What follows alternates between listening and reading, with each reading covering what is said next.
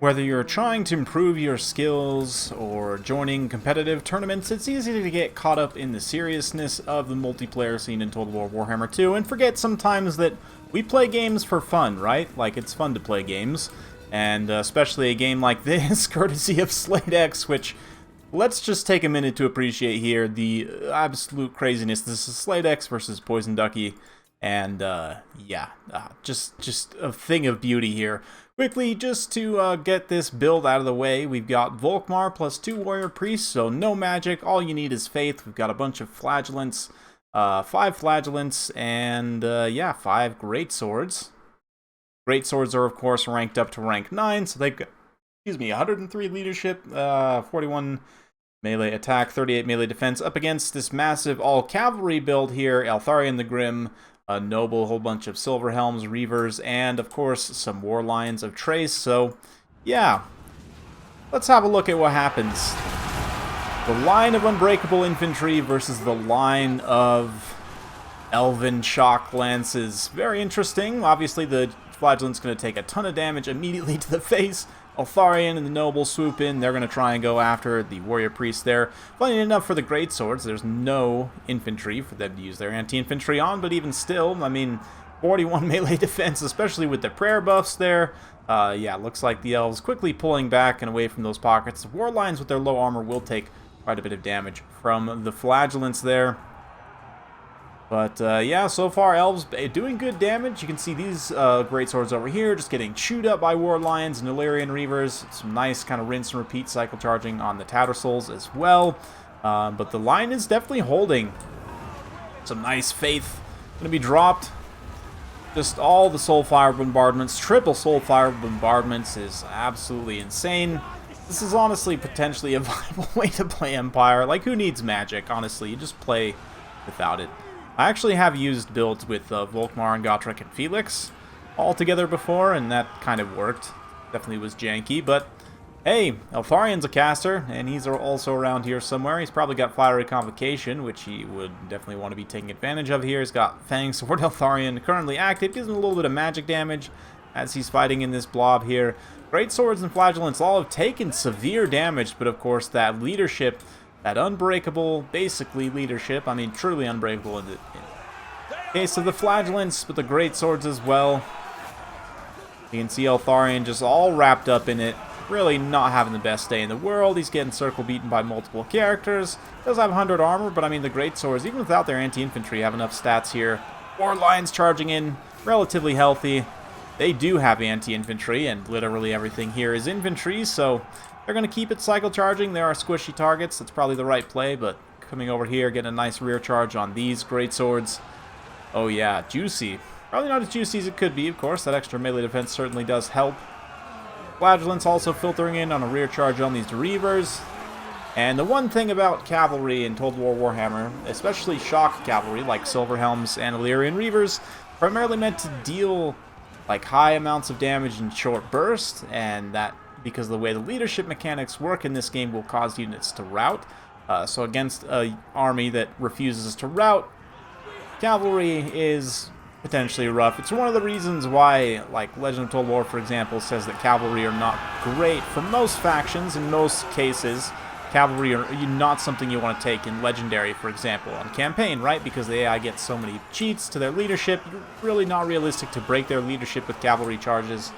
And here, the great swords, flagellants, just taking horrendous damage. But fighting to the actual bitter end here. Volkmar is completely healthy. The warrior priest relatively healthy. We've still got a few flagellants over here as well. Cleaning up some of the lions and reavers. Just absolutely loving life out here on the Chaos Waste. Getting a nice tan. Can you imagine the tan lines of having like a parchment stuck to your chest, though? Man. Try explaining that one to your friends at the bar. There's that Fiery Convocation. Going to come in. It actually does some really nice damage to the few remaining flagellants. Nice charge in here, but these great swords, man, 52. Well, there was 52. Now there's 49. Great swords. Rear charge by Silver Helms once more. Just sweeping back and forth, but things are looking ever more grim for Eltharion and his rider Elves, as the dang humans just won't give up. Daggum Humies and their faith, their convictions. Yes, just massive piles of bodies everywhere. That's why we love this game, honestly. It looks amazing. It's like, honestly, if you could have told me, like, even like, I don't know, 10 years ago, oh yeah, there's going to be this awesome Total War fantasy game utilizing the Warhammer IP, which is kind of like tailor-made for it in many ways, I would have definitely bought all of that stock, all that game stonk, but here we are today on the cusp of the third installment of the game in the series where we will literally have everything and then some more that we didn't ever expect to get in the first place. Another fiery complication here. Oh man, just brutal stuff as Eltharion does start to give up the ghost. Last charge of the Elven Rohirrim. And Eltharion goes down to the warrior priest. Or was that actually, did he go down to just an actual flagellant there? Oh no, I think that was a warrior priest. Okay. I'm gonna say, if he went down to a straight up flagellant, like, could you imagine being Eltharion the Grim, Warden of Tor Evres, lived for, I don't know, thousands of years potentially? You literally get killed by a naked dude with a rock on a stick. Yeah, that's why I love this game, honestly, is because it's so much fun.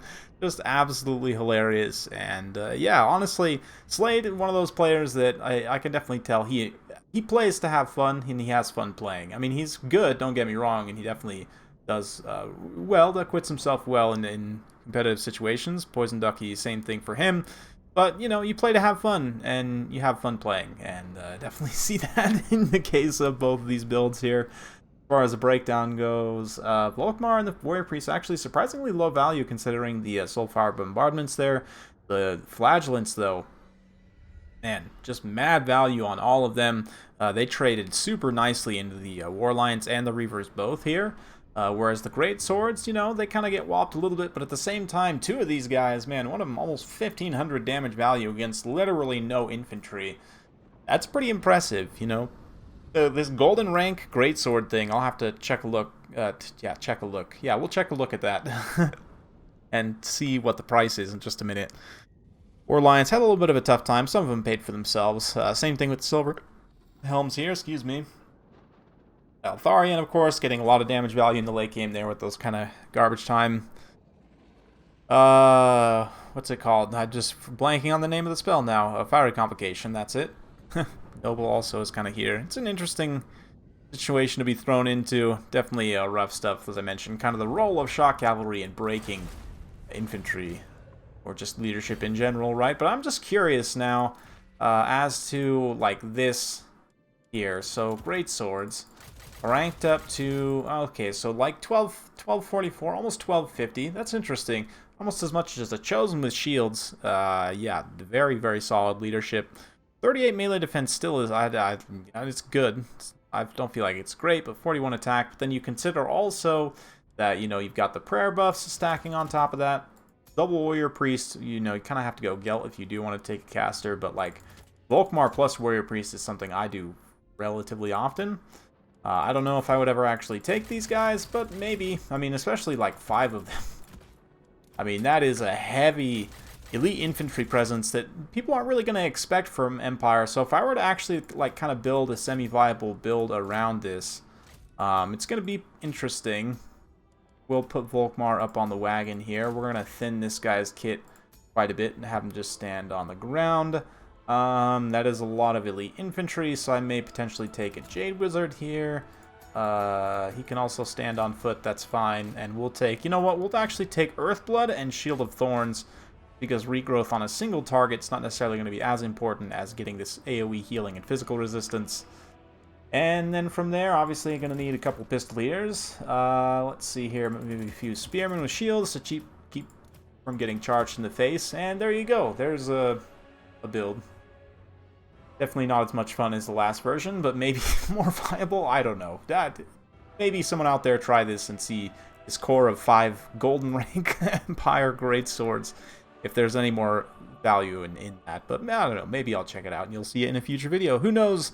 Thanks so much for watching. Really enjoy making these videos for you guys, so I really hope you enjoy watching them as well. Be sure to like, subscribe, hit that bell notification if you haven't already. Sure does help out the channel. So thanks again. See you next time.